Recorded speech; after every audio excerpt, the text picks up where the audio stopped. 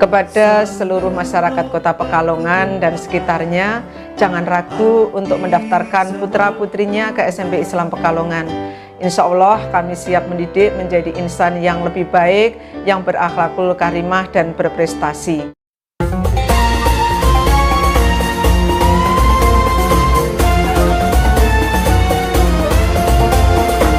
Assalamualaikum warahmatullahi wabarakatuh. Bismillahirrahmanirrahim. Alhamdulillahirabbil alamin. Allahumma shalli wa sallim wa barik ala sayyidina Muhammadin wa ala alihi wa sahbihi ajma'in. Amma ba'du.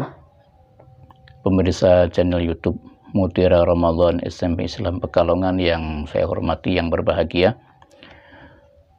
Salat tarawih adalah salat yang memiliki keistimewaan dan kekhususan. Istimewa karena Rasulullah SAW pernah bersabda, "Man qama Ramadhana imanan wa ihtisaban ghufira lahu ma taqaddama min dzambi." Barang siapa yang mendirikan salat malam, salat tarawih pada malam bulan Ramadan dengan penuh keimanan dan penuh keikhlasan, maka dosa-dosa yang telah lalu akan diampuni oleh Allah Subhanahu wa taala. Ini salah satu keistimewaan daripada salat tarawih. Kekhususan salat tarawih karena salat ini hanya dilakukan pada malam-malam bulan Ramadan dan tidak bisa dilakukan selain daripada malam bulan Ramadan. Dinamakan salat tarawih karena dulu para sahabat Rasulullah, para sahabat itu melaksanakan sholat ini dengan berdirinya yang cukup lama, sehingga setiap kali 2 salam beliau ini kemudian beristirahat, sehingga sholat yang dijeda dengan adanya istirahat inilah setiap kali 2 salam dinamakan dengan sholat tarawih. Pemirsa yang budiman, dari Sayyidah Aisyah radhiyallahu anha, beliau meriwayatkan suatu hadis bahwa Rasulullah SAW pada suatu malam di bulan Ramadan, Rasulullah keluar ke masjid kemudian melaksanakan sholat. Ketika para sahabat mengetahui apa yang dilakukan oleh Rasulullah, maka sahabat pun kemudian menirukan sholat yang dilakukan oleh Rasulullah SAW. Pada esok harinya terjadilah sebuah pembicaraan yang antara para sahabat berkenaan dengan sholat yang dilakukan oleh Rasulullah SAW tersebut.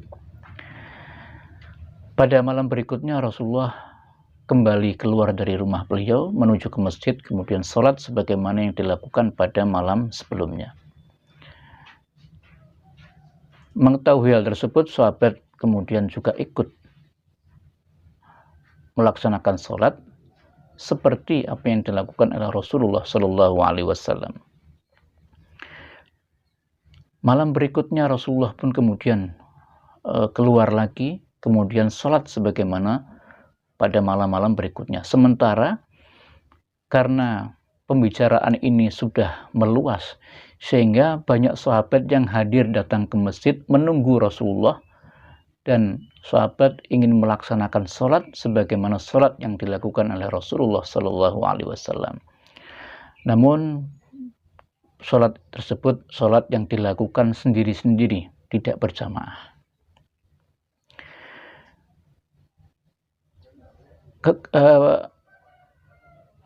Kejadian ini atau peristiwa ini kemudian menyebar begitu luas di kalangan para sahabat, sehingga malam berikutnya sahabat banyak sekali berkumpul di masjid menunggu Rasulullah keluar dan ingin sholat sebagaimana sholat yang dilakukan oleh Rasulullah SAW, sehingga masjid pada saat itu tidak memuat lagi jamaah karena sangat banyak. Pada saat itulah Rasulullah SAW tidak keluar menemui sahabat untuk sholat sebagaimana malam-malam berikutnya. Namun Rasulullah keluar untuk melaksanakan sholat subuh. Selesai melaksanakan sholat subuh, Rasulullah sebagaimana biasa kemudian membalikkan badan menghadap para sahabat. Kemudian Rasulullah mengatakan, amma ba'd fa innahu lam yakhfa alayya sya'nukumul lailata. Sesungguhnya keadaan kalian tadi malam yang berada di masjid berkumpul banyak menunggu saya, itu saya tahu, kata Rasulullah. Saya mengetahui keadaan kalian semua. Namun saya tidak keluar, kata Rasulullah. Tidak keluar dan tidak melakukan sholat sebagaimana malam-malam yang sebelumnya saya lakukan. Karena, kata Rasulullah, saya khawatir kalau sholat tersebut kemudian menjadi sholat yang diwajibkan untuk kalian semua. Kalau sholat tersebut diwajibkan, saya khawatir pula kalian tidak bisa melakukan hal tersebut. Inilah alasan Rasulullah tidak keluar. Lah, sholat inilah sholat yang dilakukan setelah Isya. Setelah Isya, beberapa rakaat yang Rasulullah di malam-malam selain Ramadan, Rasulullah tidak lakukan. Sehingga Rasulullah pada malam-malam bulan Ramadan tersebut, Rasulullah 3 kali keluar dan melaksanakan sholat di masjid dengan beberapa rakaat. 3 malam tersebut adalah malam 23, malam 25, malam 27 bulan Ramadan. Ini berdasarkan sebuah hadis yang diriwayatkan oleh sahabat Nu'man bin Bashir. Beliau mengatakan bahwa kumna ma'a Rasulullah sallallahu alaihi wasallam fi syahri Ramadan lailata 23 ila thuluthil lailil awal. Saya, kata Nu'man bin Bashir, bersama Rasulullah sallallahu alaihi wasallam di masjid pada malam bulan Ramadan untuk sholat sebagaimana sholat yang dilakukan oleh Rasulullah sallallahu alaihi wasallam pada malam 23 Ramadan sampai waktunya sepertiga malam yang pertama. Berarti kira-kira jam 10 malam sampai jam 10 malam. Summa kumna ma'ahu lailata 25 ila nisfil laili. Kemudian saya juga pada malam berikutnya, malam 25, saya di masjid juga. Ketika Rasulullah sholat, saya juga ikut sholat. Dan sholat kami pada saat itu sampai setengah malam. Lamanya sampai setengah malam. Kira-kira sampai jam 12 malam. Summa kumna ma'ahu lailata 27 hatta dhananna alla nudrikal falaha. Kemudian malam berikutnya, malam 27, saya juga di masjid bersama Rasulullah, kemudian sholat sebagaimana sholat pada malam-malam sebelumnya, dan sampai begitu lamanya sehingga saya mengira saya tidak menjumpai untuk melaksanakan sahur, karena cukup lamanya sampai mendekati subuh. Inilah sholat dulu pada sholat malam bulan Ramadan yang waktunya atau pelaksanaannya cukup lama, karena mereka atau beliau-beliau ini berdirinya cukup lama, sholatnya cukup lama. Nah, ketika malam 29 Rasulullah tidak keluar, sehingga para sahabat ketika melihat Rasulullah nggak keluar, kemudian sahabat mengikuti juga sebagaimana apa yang dilakukan oleh Rasulullah. Sahabat juga tidak keluar lagi ke masjid. Namun para sahabat tetap melaksanakan sholat, dilaksanakan di rumah masing-masing. Nah, kegiatan tersebut atau hal tersebut itu berjalan sampai pemerintahan Sayyidina Umar bin Khattab menjabat 2 tahun sebagai khalifah, yaitu tepatnya pada tahun 14 Hijriah. Maka pada saat itu Sayyidina Umar bin Khattab itu sebagaimana yang diriwayatkan oleh Abdurrahman bin Abdul Qari, bahwa Abdurrahman bin Abdul Qari itu pernah pada suatu malam pada bulan Ramadan itu menyertai Sayyidina Umar bin Khattab untuk berjalan menuju ke masjid. Sampai di masjid, Sayyidina Umar dan Abdurrahman bin Abdul Qari ini mendapati ada beberapa sahabat. Ada yang sholat sendirian, ada yang sholat dengan diikuti oleh suku masing-masing, kelompok masing-masing dengan bacaan masing-masing. Sehingga sahabat Umar ketika melihat kondisi suasana yang begitu, yang sendiri-sendiri, ada yang bacaannya ini, yang bacaannya begini, berbeda-beda bacaan, kemudian sahabat Umar timbul ide, gagasan untuk mengumpulkan para sahabat untuk melaksanakan sholat malam atau sholat kemudian disebut dengan sholat tarawih secara berjamaah yang diimami oleh seorang qari, sehingga bacaannya satu. Maka dikumpulkanlah para sahabat untuk melaksanakan sholat malam atau sholat tarawih pada malam bulan Ramadan secara berjamaah dengan imam satu, dengan bacaan satu. Dan Sayyidina Umar kemudian memohon kepada sahabat Ubay bin Ka'ab untuk menjadi imam. Karena sahabat Ubay bin Ka'ab ini terkenal sahabat yang ahli dalam bidang Al-Quranul Karim. Kemudian terjadilah sholat tarawih secara berjamaah yang dulu saat masa Rasulullah dan masa sahabat Abu Bakar As-Siddiq, hal tersebut belum pernah ada.